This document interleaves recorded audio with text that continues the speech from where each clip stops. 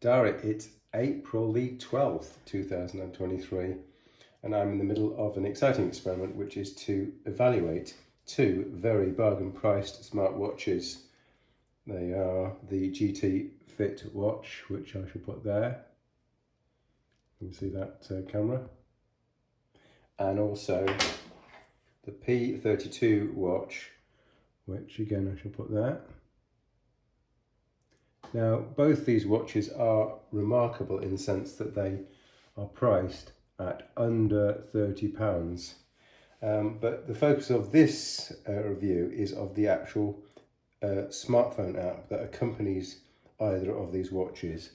Now, my first unfair criticism is that you're only allowed to attach the app to one device. So since I'm testing both of these watches, I can actually only have one on test at a time. And I've been testing that for a couple of days now. So I just thought I'd run through the app and show you what facilities it's got, and then you can make your minds up. Okay, there are 4 panels, and I'll make reference to the fact when it actually happens that the watch is going to synchronize from the watch to the smartphone via Bluetooth. So as you can see on the front panel, we're on the home screen. If I go away from the home screen, go back to the home screen, you see it says syncing data, and it does that a lot, which is very comforting. We're going to go back to the home screen. You'll see that we've done 20,000 steps today. I set myself a goal of 15,000 steps, so I've overachieved today. We did 14.19 kilometers and 577 calories. Now, it's taken from the watch the details of these following metrics. So you can see I had only 4.5 hours sleep. You can see that the heart rate's been as low as just over 40, which is correct. And it's been up to 110 because I've only been walking today. It's got a blood pressure reading of 127/81. I'm extremely dubious about this measurement. But I just want to point out the app, what the app is doing. We'll talk about the watch in another video. It's measured my body temperature at 36.5.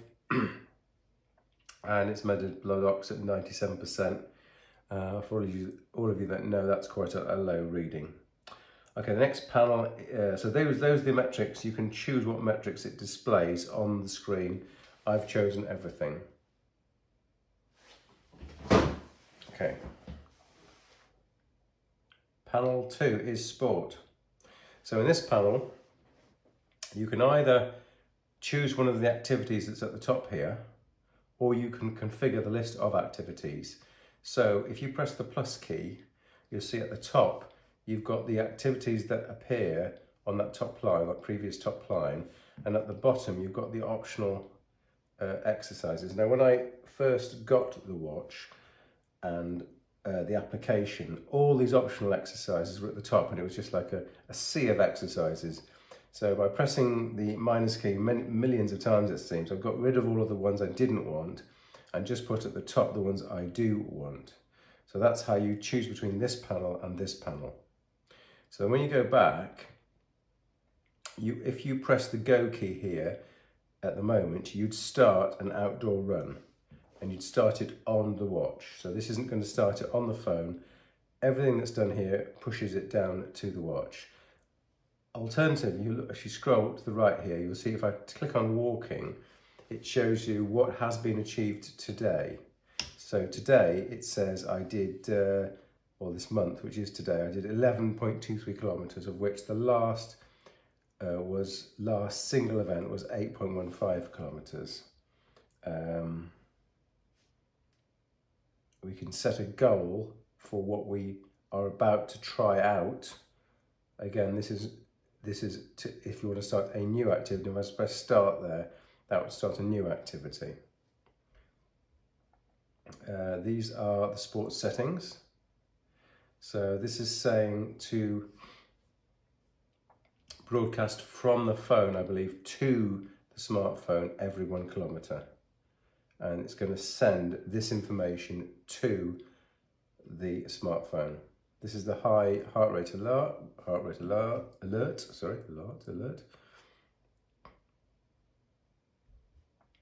I'm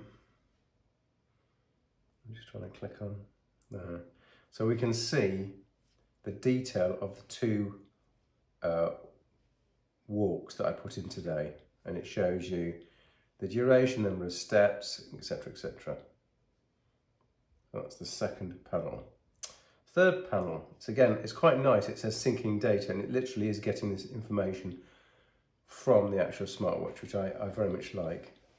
So Bluetooth call, that is saying, do you want to enable calling from the smartwatch? So on the smartwatch, you can go to a screen from which you can dial a number, or you can go to an actual contact. Now, I haven't synchronized any of the contacts down to the watch. I'm not sure I trust the app, so that will have to do. But I have made a call from the watch, and that is enabled with this screen. Okay, watch faces. Okay, here, this is a major disappointment. So, of all the screens that it presents me, apart from the ones, the jokey ones, which have no value to me whatsoever, the only one that I quite fancied was this one here. And this one has a major disadvantage, which is that, again, this is more to do with the review of the watch itself. It's got all the metrics I like, except it's got this randomized graph in the center, which could potentially have something to do with the blood pressure, but it's just a wavy line that keeps going up and down, and it is very distracting. So the only watch face that I could, a custom watch face that I could download onto the watch, is rendered useless by this ridiculous middle graphic, which goes up and down all the time. Now, these watch faces are static in the sense that you can't edit the watch face. It just is what it is. And there doesn't appear to be a tool that allows you to create a watch face. If there was, I would just create this exact same watch face, and I'd take out this ridiculous bit in the middle and fill it with, I don't know, number of steps in large letters, or it could be anything except a randomized wiggly line. But as you can see, the rest of these watch faces are basically junk. That's my humble opinion.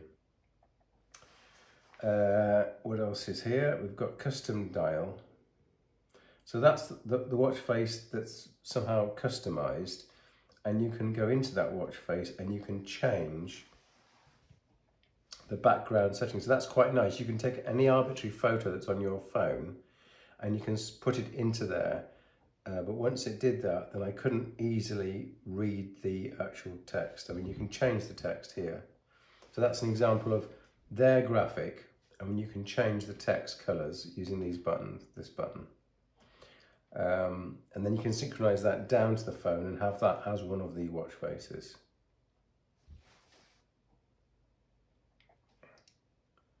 My dial. Oh yeah, that's that single watch face that I downloaded.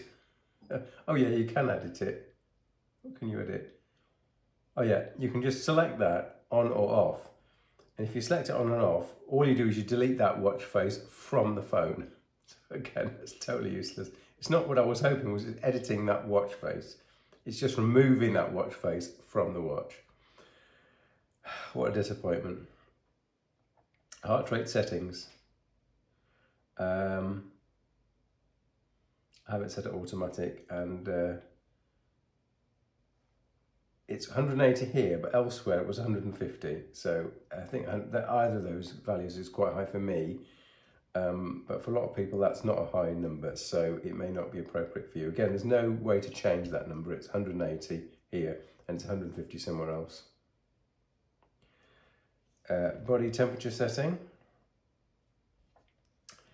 So I think this is very interesting. This takes your body temperature every hour, and I really love it. That's something I don't even have on the Apple Watch. There's also a temperature warning. So if you've got a fever, as I feel like I have today, you can put in a value there.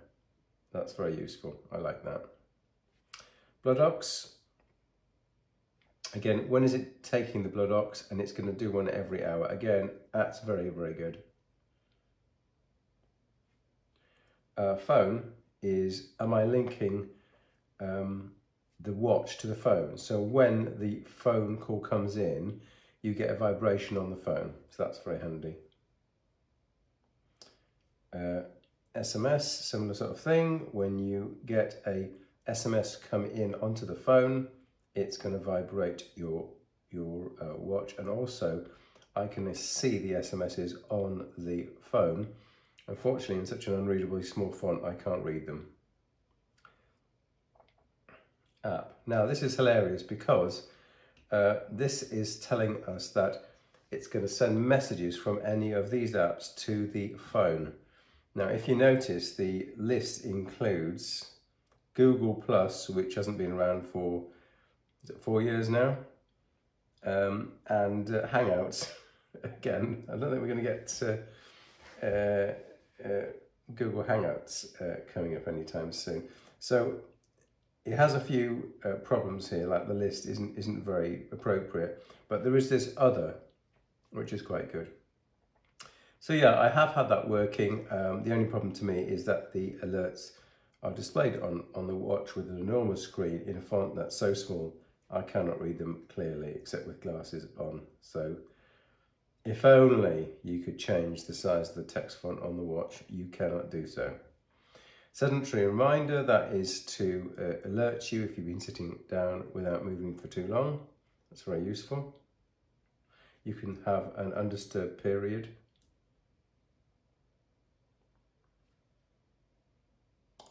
And light up, that's important. That is so that when you move the watch on your wrist and tilt it towards you, the watch will automatically light up. So these are settings which you set here, and when you have changed the setting, it's going to push it down to the watch. So that's very, very handy. More settings. 24-hour time, again, that's great. Shape to take picture is that you can set this up to take a photograph and initiate the photograph from the watch. So you set this, if I was to press on the shape to take picture, you get a camera screen and you go to the watch and you press the button, and as you press that button, the shutter is released on the smartphones. That's like a remote shutter, if you like. SOS contact, you can define SOS contact and you can reset the device. Have we gone through all more settings? Yes, we have. I think that is almost it. So again, any changes you make here get sent down to the phone. Again, that's very good. Oh, we can try a firmware update. There's nothing to update. Already on the user version. In general, I think the responsiveness of the app is good. And when you are telling it to make a change, you can see that it's trying to communicate with the smartwatch, and that is very reassuring and on a par with any of the other apps that I use, like my Garmin app or my Apple app. So again, that's good developer. I appreciate your good coding here. Profile, so you can change things about your goals. Here's 15,000 steps, and you can actually look at your training. Let's have a look at that. You can see how you've been doing in your training. So that's pretty cool as well. It's not clear to me where it's storing this data. I presume it's storing it locally on your phone. Third-party service, this is an Apple phone we're looking at, and amazingly you can link to Apple Health. Now for Android users, you may or may not know, but Apple Health does have a lot of metrics that Google Health doesn't have, or Google Fit. So you can put a lot of stuff in Apple Health, and stuff like blood pressure and pulse ox. So I haven't linked it to Apple Health, but I have no reason to believe that it won't link in the standard way. Whether your blood pressure reading is any good, well, that's to be a subject of my review, which I'm only into a few days, and I need to check it further. Setting. We've got units, which is the only thing that's useful to me, and I've of course gone metric. What else could you possibly choose in 2023, unless you are a Brexit advocate? You might want to go back to shillings and feet and inches, that sort of thing. Okay, so I think that's it. We've got the 4 panels. Thought somewhere we could actually find out about the watch. Oh, there we go. So at the top you see it's actually DM15 Pro with an ID and a MAC address and the battery. Now that's not on the Amazon website. I have it as a GT Hit GX watch. So you can see there's a bit of variance there. Okay, that's it. That's the app. That's the 4 categories. I hope you have a better idea of the GloryFit app.